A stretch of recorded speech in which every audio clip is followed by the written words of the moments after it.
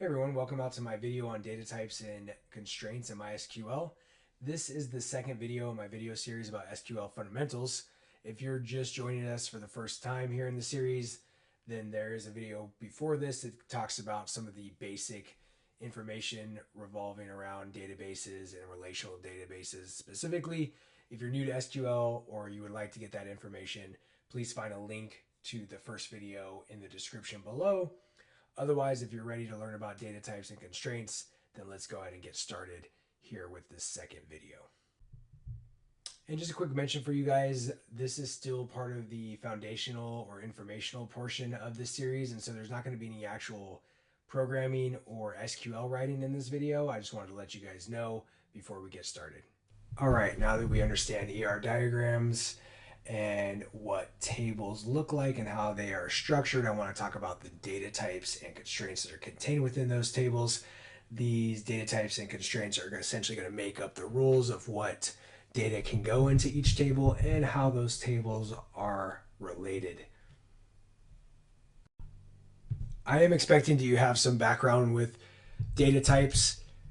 Data types in SQL are very similar to data types in other programming languages. So if you've worked with C++, Python, JavaScript, Java, or any other software engineering language, you're going to have some exposure and enough exposure for this tutorial on data types. But if this is the first language you're learning, you're not familiar with data types in other languages, it might be best for you to either pause the video and do a little research around data types in software engineering in a general sense, or as I talk through each one of these, that you go and do some more background research, because I'm only going to be touching base on them at a high level and in context of how they're used in SQL. So the first data type that we're going to talk about here is VARCHAR, or what's known as variable character. Variable character kind of describes what it's used for, is that we can define the length of the characters of that data type.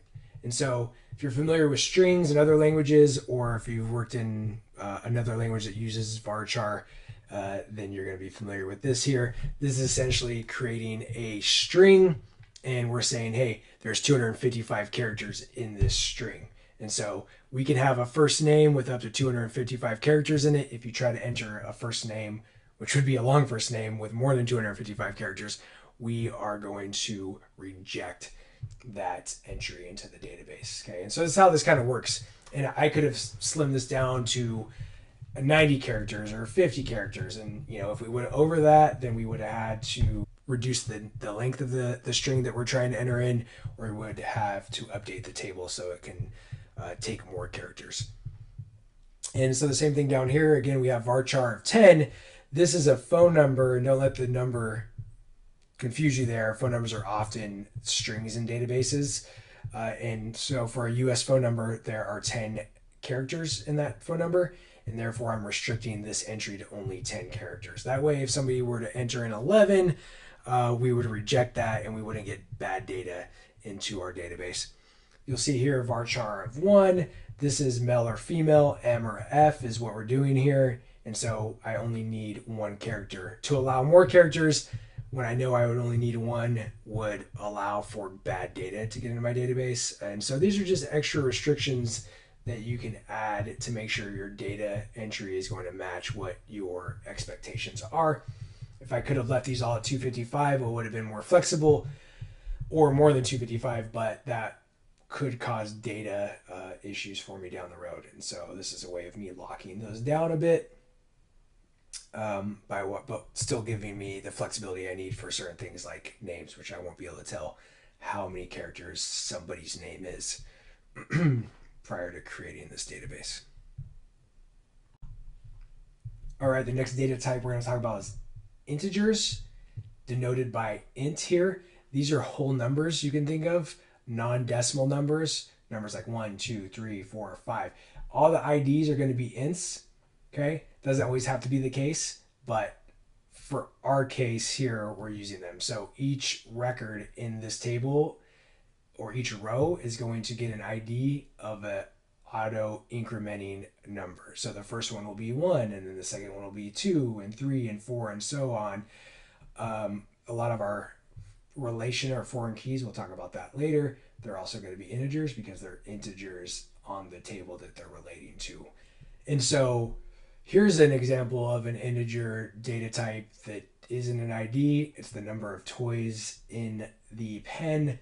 Again, I just made this idea up to show you a use case of this integer, but this will tell you how many toys are in the dog's pen. And it can't be 1.5 toys. That obviously doesn't make sense. So I've made this an integer because they're either going to have a toy there or they're not. They're going to have 2 toys, 3 toys, 4 toys, 5 toys. They won't have 5.5 toys or 5.25 toys. And so that's a use case here of integer outside of the IDs. All right, the next data type we're going to talk about are floats. Floats are pretty much decimal numbers or any fractional number. Depending on the database engine you're using, they may have data types of float, doubles, decimals. For our use case for this tutorial, we're just going to consider all those synonymous and the same. They have slight differences, but for our case, we'll just consider whenever you see a data type of float, you're just going to assume decimal. And so we have 2 float types here. In this ER diagram, we have cups of food for the feeding. So 1.5 cups of dog food, for example, that would be a float. If we have this as an integer, we wouldn't be able to denote the 0.5 or the half fraction. We'd have to use whole numbers, again, 1 or 2 cups. And when you feed a dog, oftentimes, if you're familiar with dog food bags, you're going to see that there's 1.5 cups per serving or per feeding time. Same thing here with age, 1.5 years old, 2.5 years old, 2 3/4.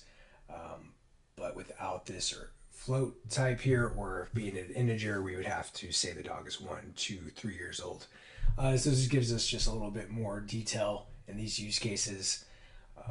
And you can think of, I'm sure, any other use cases for decimals or floats, any kind of financial tables, things of that nature. You're going to obviously have decimals and floats in those use cases. All right, the last data type to talk about here that you're going to run into quite a bit is the Boolean data type or the bool data type. That's going to be true or false if you're familiar with that data type from other programming languages. And a little bit different here in MySQL is that there is no actual Boolean data type. It gets converted to what's called a tiny int data type. So this is a 0 or 1 value. And so just like other programming languages where 0 is falsy and anything non-zero is truth or truthy, we're going to look at this and say, okay, is the pen a sweet? If it's a 0, then it's false, it's not a sweet. If it's a 1, then it's going to be equated to true, and it is going to be a sweet. And that's how Booleans are used in MySQL. So just so you know that difference. Other things like BigQuery, for example, you're going to actually have a true or false value. I believe Postgres as well is a legitimate Boolean value of true or false, and they don't deal with this tiny int like MySQL does. So that is a specific thing to MySQL here. All right, next up, we're going to move on to talking about some of the common constraints that you're going to run into when creating your tables or interacting with your tables. Again, as a reminder, constraints are essentially the rules that determine how data can get inserted or what data can get inserted into a table. If the data doesn't match the constraints, then it will get rejected and will not be inserted or updated into each table. And so these constraints are a way for you to apply rules and safeguards on your tables to make sure that the data you're inserting into these tables is in fact matching the schema that you had originally envisioned when creating this table. With that, I'm going to switch us back over to the editor so that we can go through a list of some of those common constraints.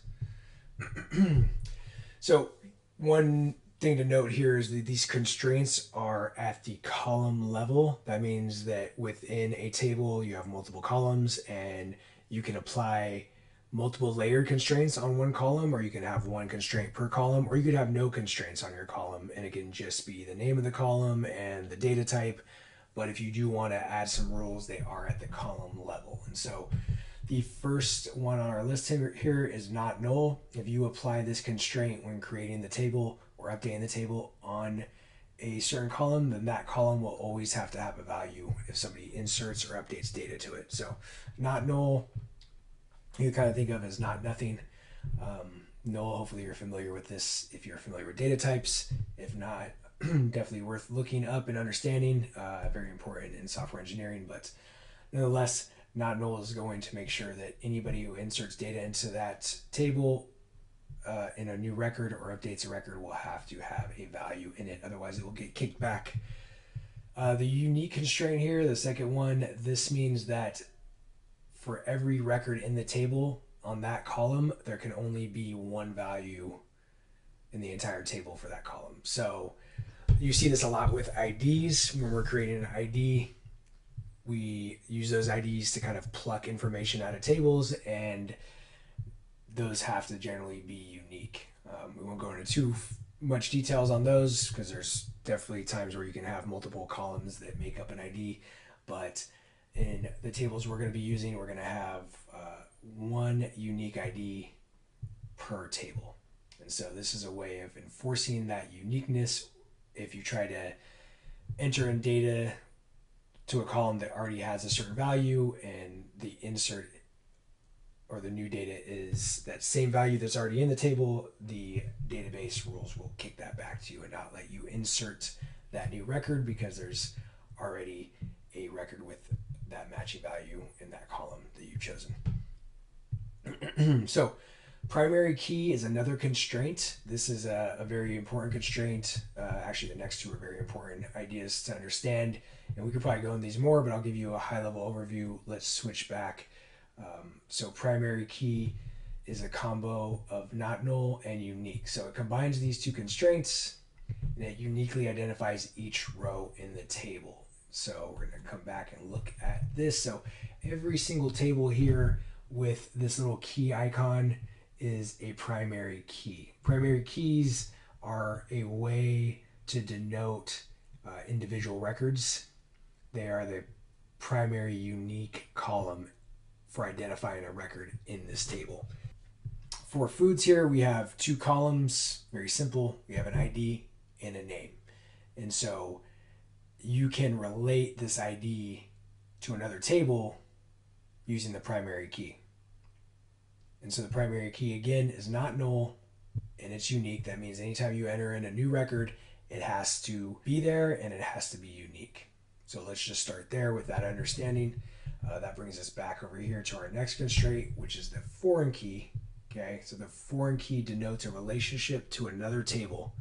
Namely, this key is the primary key of another related table. Okay, so we're going to go back over here to our ER diagram, and we're going to understand how this is related. So the food table here has a primary key of ID.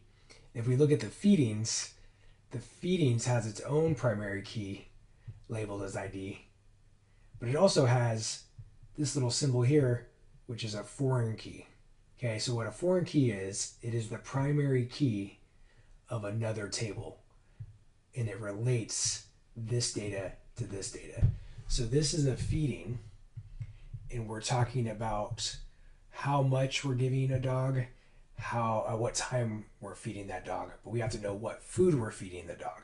And so you'll see here that the ID in this column is going to relate to the primary key of a food item in this table. Okay, so if I have 3 dog foods in here, and my dog is, or this dog I'm talking about is fed at a certain time and is given so much food, then we're going to ask, well, what food was he given or she given? And that food ID is going to allow us to go back and look in this table and say, okay, that was food ID of 3. And if I come and look at the IDs here, I'll see that there's a name value associated with that ID of 3 from the foods table. So I know that's a lot of listening without showing you exactly the tables for these, but we'll get into that a little bit more down the road. I just want you to understand that a primary key is a unique, not null value that identifies a record in a table, and a foreign key is a primary key of another table that relates these two tables. All right, we're going to move on to our next constraint in the list, which is the check constraint. This constraint, is going to allow you to place lower or upper limits on the values that can be inserted into a record for a given column. So I can put a constraint of, let's say, 3 on our cups column for the dog food. So if we remember, we go back here and there's a cups column, and I can put a check constraint of 3 on there, and that means that I cannot enter a value for this column that's above 3 cups. So if it's 2.5, well, it'll allow it to be entered in as a record. If it's 3.5, it will reject it. And so this is a way, again, of you enforcing what values or data can be inserted into your database. And that is the check constraint. The next constraint is a default constraint. Just as it sounds, it sets a default that will be placed in a column when a value is not passed in. So these are really good to have if they make sense. Essentially, you can make inserting data into your column, into your tables a lot less arduous by setting defaults up. So that way, if you don't happen to have a value at the time, or you don't care to put a value in, the default will get assigned for that column value. If there isn't a default there and you don't assign a value to it when you insert data, if there's not a not null constraint on it, then it'll just be a null value in that column. If you set a default for it, then you'll always have that value if you don't insert one directly. So let's say I had a Boolean value. I'll go back over here again.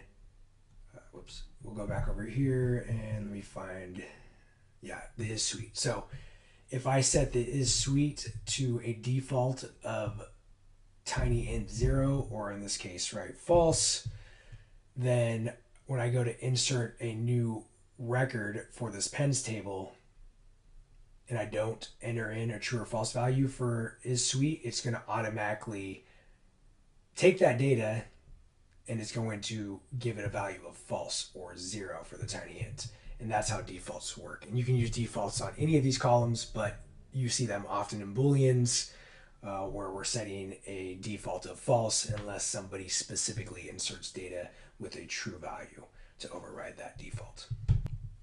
All right, we're going to move on to our final common constraint that we're going to talk about here, and that is the auto increment constraint. So auto increment is what it sounds like. You place this constraint on a column and the integer value for that column will get incremented. So you see this a lot with setting up IDs or primary keys.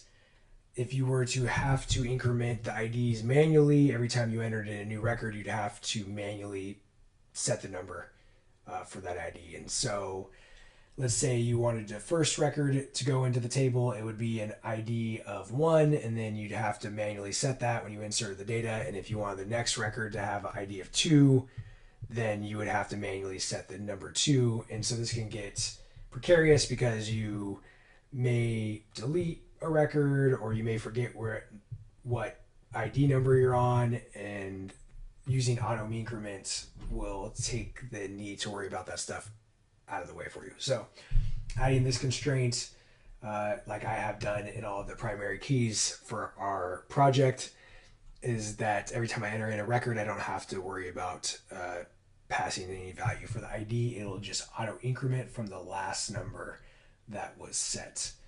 So again, auto increment can be used on any column, but you're going to notice it's used primarily on IDs to handle the incrementation. It's one less thing for you to have to worry about when inserting data into that table. All right, guys, you made it to the end. That is a wrap for the informational portion, or at least this base knowledge portion that I wanted to make sure you guys had before we moved on to some of the coding. Great job. Make sure you click on the next video where we're actually going to be applying this information and start creating tables, setting data types, setting constraints, and pretty much putting together that ER diagram that I showed you earlier So if you're ready to get hands-on, let's go ahead and transition over to that next video in the series.